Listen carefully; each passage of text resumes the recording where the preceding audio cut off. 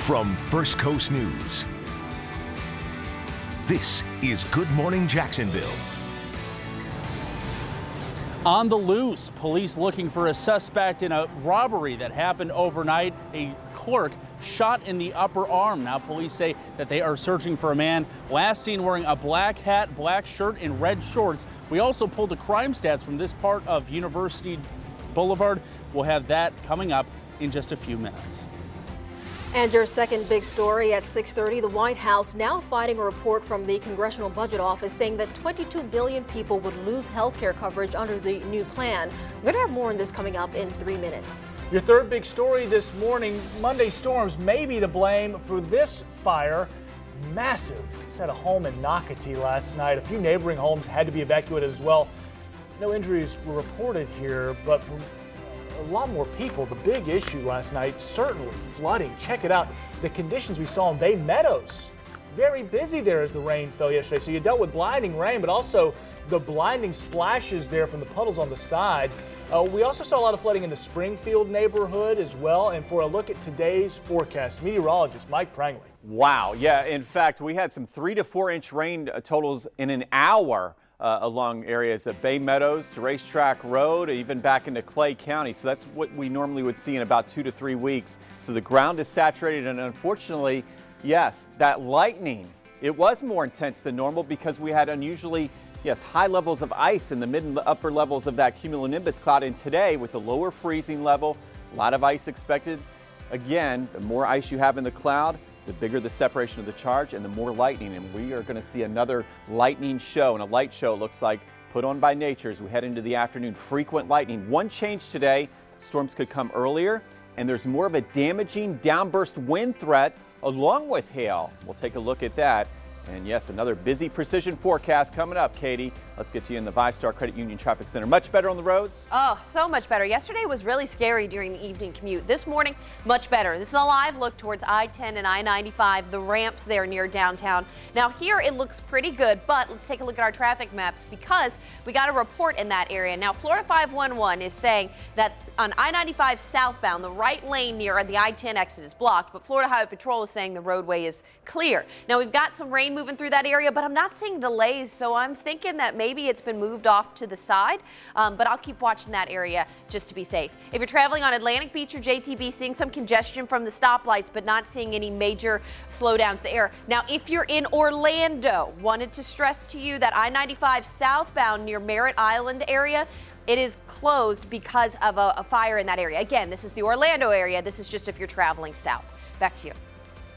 Thanks for that, Katie. Well, the debate over health care reform heats up as the Congressional Budget Office released its analysis of the new bill. And at first glance, it's not good news for Republicans who drafted that bill.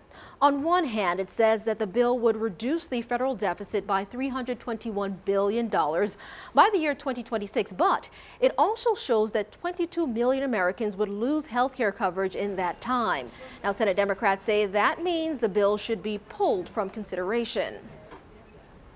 This CBO report should be the end of the road for Trump care. Here is a Republican health proposal that is going to hit millions of working people and seniors like a wrecking ball.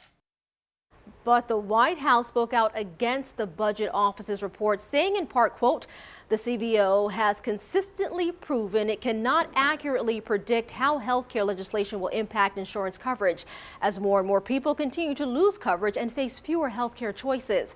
President Trump is committed to repealing and replacing Obamacare, which has failed the American people for far too long, end quote. Now, Senate Majority Leader Mitch McConnell issued a statement only mentioning what he considers the positives from the Budget Office's report. His statement did not discuss the part of the report that mentioned that people will lose coverage. Lou? Sad reality here in Florida. Many children never learn how to swim and then end up finding themselves in very dangerous situations. 3 children already have been involved in drowning or near drownings on the First Coast in just the past 3 weeks. Today, the Jacksonville City Council considers legislation that would use city money to pay for swimming lessons for local kids.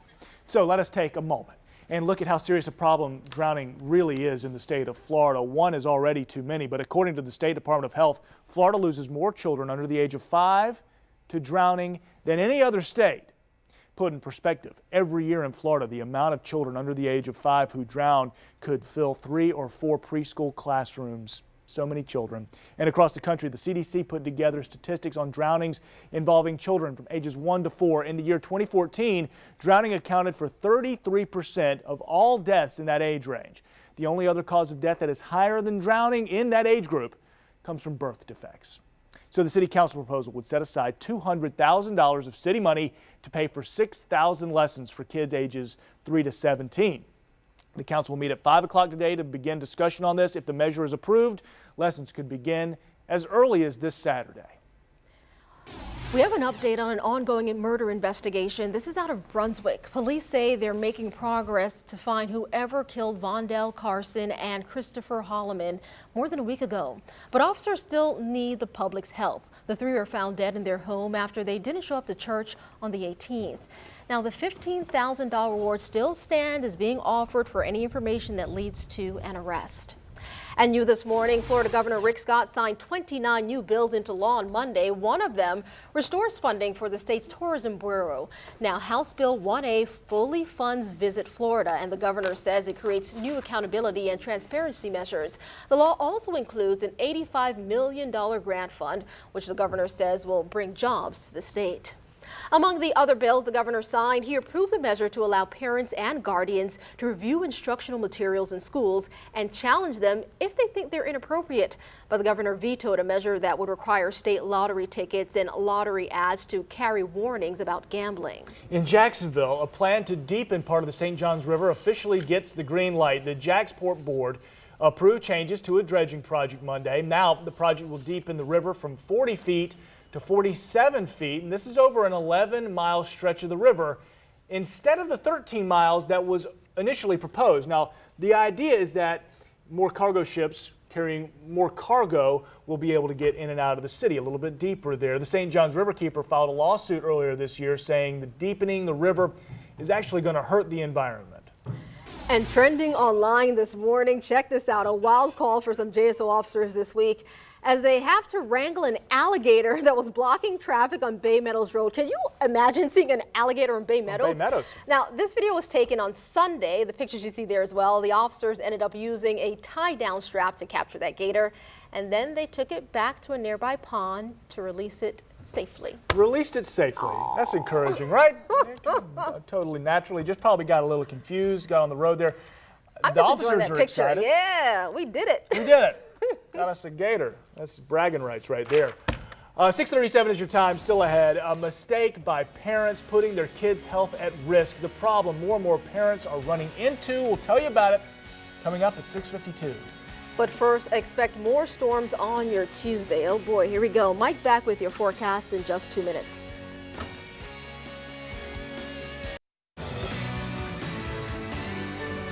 You're watching Good Morning Jacksonville. Good Tuesday morning, Jacksonville. Your time now is 6:40, and here's what you can watch tonight on ABC 25. At 8, The Bachelorette is on the road as Rachel takes her suitors to Denmark. And at 10, it's 2 new episodes of Downward Dog. After that, be sure to stick with us for First Coast News at 11. You do any yoga, Mike? Yeah, a little yoga. Good morning. We're going to see the sun again, I promise. In fact, how about a 10 out of 10 to start our Tuesday? This morning's the time for your run, the beach time, and ain't no mountain high enough to stop you on this Tuesday. This is your day. You got this. In fact, Diana Ross is tomorrow night at Daly's Place, Wednesday, 8 o'clock. I've got a dry forecast. Temperatures in the upper 70s to near 80 degrees. Looking beautiful downtown. In fact, the Jumbo Shrimp back in town for a homestand beginning Wednesday as well. What we're waiting on to clear out is this stationary front. So one more stormy afternoon, a little higher risk of some wind damage, especially as we head between about 2 and 4 o'clock. We'll keep an eye on that, but high pressure wins the battle. So does sunshine, and I'll have that car wash forecast coming up. But first, Katie Jeffries in the ViStar Credit Union Traffic Center. All this rain has given my car a very good washing so far this month. Let's take a look here. This is I-95 southbound here as you kind of would approach the I-10 area over here in the shoulder, and it looks like blocking the lane coming up on the ramp. That's where this accident is over along I-95 southbound. So please be careful. Remember that move over law when you do pass on by. Let's take a look at it on the traffic map. I-95 southbound right there as you approach I-10. That's where that crash is, so please do be careful. Now, if you are using the Main Street Bridge, it is back open, but I wanted to let you know you're going to see it close again at 6:30 tonight and close until 6 a.m. tomorrow morning as well. And for boaters, especially those of you in sailboats, it's locked right now in the down position because they are doing some work on the pulley system, so they can't raise it up and down at the moment. It's going to be that way until tomorrow morning at 6:45 a.m. This is just part of the ongoing maintenance work, and I know that's an inconvenience for those of you in sailboats, but that's just kind of the way it is when they're working on the pulley system. So tomorrow morning at 6:45, they'll be able to start raising it again. Back to you. She handles it by land and by sea, ladies and gentlemen. Thank you so much, Katie. 6:42 is your time. One of President Trump's executive orders gets the green light, sort of. At 6:51, we break down the Supreme Court's decision on the president's travel ban to see which parts will be enacted. But first, the latest on breaking news here right in Jacksonville after a store clerk is shot during a robbery. We're back with a live update in 2 minutes. Your power block of nonstop news is next. It's time now for your power block of nonstop news. A new analysis of the Senate health care bill seems to have more Republicans worried about what that proposal would mean for their own constituents. You see, the Congressional Budget Office said that the Senate bill would leave 22 million Americans without health insurance in about 10 years. At least 5 Republicans have said they cannot support the bill right now, meaning it does not have the support it would need to pass. Now, Senate Majority Leader Mitch McConnell, he still wants to vote on the bill before the July 4th recess. We're going to have more on this ahead on the Today Show and Good Morning America. That's at 7 o'clock. Right here on the First Coast, a family escapes, but look at this home. It caught fire in Nocatee Monday. It started as severe storms came through, so much lightning out there, and that's exactly what neighbors say is to blame for this. Much more on this and another look at Mike's forecast with more thunderstorms coming.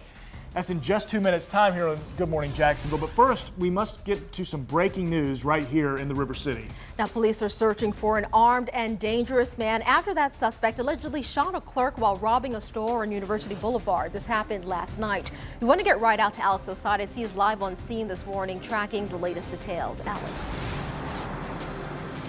Keith, the police say the suspect took off out of that liquor store and headed east on foot on University. Now, they say that he shot the clerk in the upper arm. That clerk now recovering this morning just a few blocks away at an area hospital. But you can see here from the video overnight, JSO was out here investigating for hours, piecing together what they could, actually coming up with a suspect description, which we'll share here in just a second. But here is what JSO says. They found the suspect with a black hat, a black shirt, red shorts. They describe him as about 5'8", 120 pounds. They say he's considered to be armed and dangerous. And so if you see someone matching that description, wearing a black hat, a black shirt, red shorts, about that height and weight, just call police. Don't try to approach that suspect. Now, we did pull some crime stats from this area from just the last 30 days or so. Now, we have 2 burglaries and 3 larcenies. That is just within a few blocks of where this happened. Again, that suspect considered to be armed and dangerous. The clerk, though, recovering this morning. We're going to follow this story all morning and have another update for you coming up at noon. But for now, reporting live on the south side, Alex Osiris, First Coast News. Thanks for that, Alex. We want to get back to a developing story out of Nocatee right now that we've been following. This is what's left after neighbors said the lightning sparked a fire at this home Monday evening. Look at these images. Now, those who live in the area told us that the house was brand new and the family had just moved in. One neighbor described the moment that the storm blew in and said that the fire, it just sparked.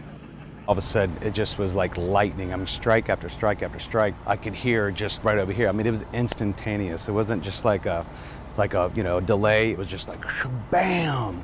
And then that's when I was like, oh my God, that hit a house. Gosh, now the family living in that house got out safely. We do want to mention that. Neighbors are now coming together on Facebook to gather supplies for that family.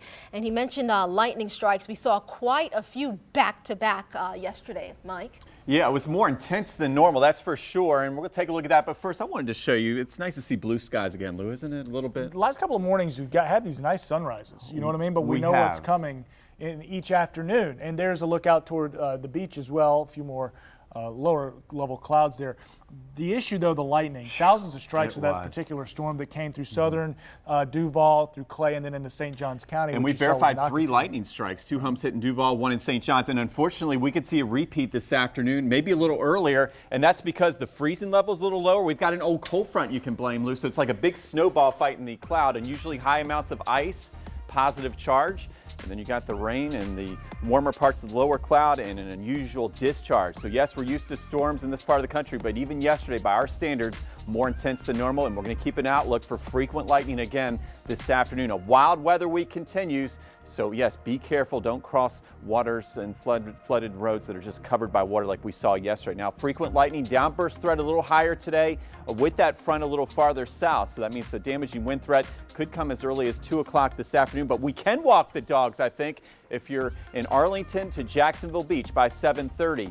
We take a look a little farther south, and yes, another lightning show on the way from Ponte Vedra, St. Augustine to Hastings, and this could come between 1 and 2, but I have rainbows in your forecast by 8 o'clock tonight. Make sure you snap a picture and send it in. Up toward Woodbine, Kingsland, the front is now past your area a little farther south, but you still will have a daily downpour early afternoon, but it should be done for swim practice between 5 and 6 o'clock. We go a little farther to the west. I'm not quite as optimistic about these evening plans toward Lake City, Sanderson, and McClenny because we have an onshore flow, so that storm zone will be pushed a little farther west. That could linger into the evening, especially west of Highway 301. We take a look at the big 7-day forecast. I promise some sunshine, better car washing weather. There you have it. We've got decreasing rain chances. Big news, good jumbo shrimp weather. Diana Ross will be singing. 20% chance rain Wednesday, lower Thursday, Friday, and then we'll keep it more of a typical summer pattern for this weekend. So plenty of dry hours, but we start to heat up. So enjoy those middle 80s starting the next few days before we heat back up to near 90 by the weekend. Now let's get to Katie Jeffries rocking it out on a Tuesday. Yes, thank goodness for Katie in the ViStar Credit Union Traffic Center. Thank you, Mike. This is your power block of traffic. So we are still watching this accident. It looks like they are in the process of kind of clearing it up, but this is on 95 southbound here as you would approach I-10. Still looks like a lane is blocked here coming up off of that ramp onto I-95 southbound, so please be very careful. Remember that move over law. Let's take a look here at your traffic map so you can see that, and it looks like it is causing a bit of a slowdown, but again, it's 95 southbound there near I-10. Just be careful when you pass on by. Main Street Bridge locked in the down position, so sailboats, keep that in mind. It'll be locked that way until 6:45 tomorrow morning. A wider look here at our interstates. Overall, not too bad. That typical congestion on I-10. Now, if you're traveling to Orlando today, maybe for work or you're going on a trip, wanted to let you know I-95 is closed near the Merritt Island area because of a wildfire that's near I-95. So if you are traveling towards Orlando, just please check on this before you get there because you might have to take a detour route. Back to you. Katie, thanks. 6:51 is your time. President Donald Trump was all smiles after the Supreme Court handed down its ruling on his immigration order and travel ban on Monday. Take a listen. What do you feel about the Supreme Court ruling today, Mr. President? Very good. Thank you. Very good. How do you feel? Very good. The court allowed parts of the ban to be enacted, so some citizens from Iran, Sudan, Syria, Libya, Somalia, and Yemen will not be allowed in the country. But here are a few examples of people who would be allowed to enter the U.S. from those countries. The ban excludes people from those countries who are close relatives of United States citizens, students who have been accepted by American universities, and workers who have been given jobs by American businesses. The court will hear arguments again this fall. A 90-day ban, we'll see if it's even a moot point by that point in time. We'll see. All right, a warning from the White House, by the way, going to Syria now. Last night, the Trump administration issued a statement saying it believes Syria may be planning another chemical weapons attack, much like the one we saw in April that killed dozens of civilians, children included. And you see in that videotape, just horrendous. The White House told Syrian President Bashar al-Assad that if he follows through on such an attack, he will, quote, pay a heavy price. Do you give your children the right dose of medicine when they need it? Question we got to ask, because there is a new study from the American Academy of Pediatrics that says more than 80% of parents make at least one dosing error when they give their children medicine. The study says medical companies can help cut down on the issue by providing picture instruction for doses instead of just numbered measurements. Definitely read carefully, though, with those dosing errors. Check this out. This is something else. A bouncing baby boy born in South Carolina setting a new record for a hospital there. Colin Kessler, born on Friday at a hospital in West Columbia. came into the world weighing a whopping 14 pounds and 4 ounces. I think it was the extra 4 ounces that did the trick. It's more than double the size of the average baby. Mom says she knew the child was big, but not that big, right? But both she and the baby, they're doing just fine. Very happy. They're very healthy. A beautiful baby nonetheless. More than double. My child, Oliver, was 6 pounds, 8 ounces. My daughter, 7 pounds, 11 ounces at birth. So wow. Big. That's a big baby. That reminds me of Glenn Davis. They call him Big Baby. He played for LSU, Orlando at a point, pro baller. He was born 14 pounds out in Baton Rouge. Broke some records there as well. And this baby's got him about 4 extra ounces. Oh, and then we had a 13-pound baby right here in Orange Park. Remember just last month? Big babies. A lot of big babies. Thanks for that, Lou. Your time now is 6:54. Let's get to your top local stories right now to get you out of the door on this Tuesday morning. Well, right now, police in Jacksonville are asking for your help to find whoever robbed a SunTrust Bank on San Jose Boulevard on Monday. Take a good look at your screen. You're about to see JSO released these surveillance pictures of the robber who used a note to demand cash from a clerk and then ran off. If you recognize him, please call Crime Stoppers. You know the number is 866-845-TIPS. We have a pretty sad update right now to a story we brought you Monday morning. A 2-year-old has died after police say he was hit by a car at the Matthews Crossing Apartments. The toddler named Christopher Jackson was run over by accident when his mother said that he snuck out of the house and walked behind her car. Police are still investigating this case. Now, we've been following this story for weeks now. A Putnam County sailor who was reported missing from a Navy vessel and then found hiding on board will now face a court-martial. That is according to a news outlet called the Stars and Stripes. Peter Mims was reported overboard from the USS Shiloh off the coast of Japan on June 8th, but found on the ship a week later. Still not sure why he was hiding. We'll keep you posted. Today, a big payment for a community that went through so much last October. The Glenn County Board of Commissioners set to receive reimbursement checks from FEMA for what the county had to pay to rebuild after Hurricane Matthew. Well, a beloved former Florida football star and current baseball standout is coming home today. Yeah, he'll be in Florida. Tim Tebow set to report to his new baseball team, the St. Lucie Mets, promoted to the High A team after the Mets general manager said he's shown a lot of improvement. This ball is lifted to center field. Watson now going back, running hard. It's over his head and over the wall for a double. Ground rule double there. All right, sticking with the Florida baseball theme. Florida Gators could win it all tonight. A team on track to win the school's first ever championship in baseball. They beat LSU in game 1 of the best of 3 championship series. Beat LSU 4-3. Game 2 will be at 8 o'clock tonight. First pitch, and the First Coast Sports team will have all those highlights at 11 o'clock. You know, sometimes I wish we could show you what's going on behind the scenes. I'm minding my own business. All I hear is, oh. This guy, what were you doing back there? Were you doing push-ups or something? Lou did a push-up challenge with me. So I'm still excited about American Ninja Warrior that was on last night. This is so what I'm we in work training. Today, Rain Warriors once again. Rain comes early, but I'm more optimistic about a nice evening walk. Send in those rainbow pictures. And out there on I-95 southbound, please watch out in the right shoulder there as you approach I-10 for an accident. Had to take a Work push out up. after the show, not during the show, Mike. Come on. You gotta do what you gotta do. And you had to see it. That's how the sausage is made. See you in a half hour.